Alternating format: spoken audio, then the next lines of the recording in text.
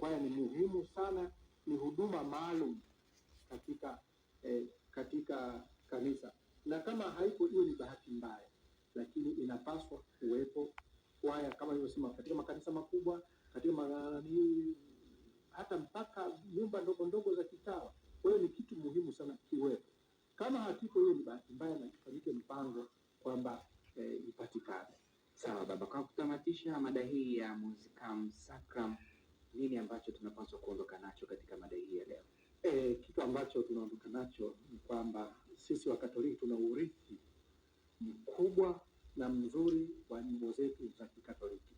Tuzipende nyimbo zetu za Kikatoliki, tuziimbe, tuzitumie hata katika sherehe zetu, kama ni harusi, kama ni kipaimara, kama nini, hata kama ni huko mtaani, huko unafanya sherehe ya mkao huko mtaani, weka nyimbo nzuri za Kikatoliki. Zipende nyimbo nzuri za Kikatoliki ili zikutafakarishe, ndio tutaharithi huo urithi mzuri wa nyimbo zetu. Karibu baba.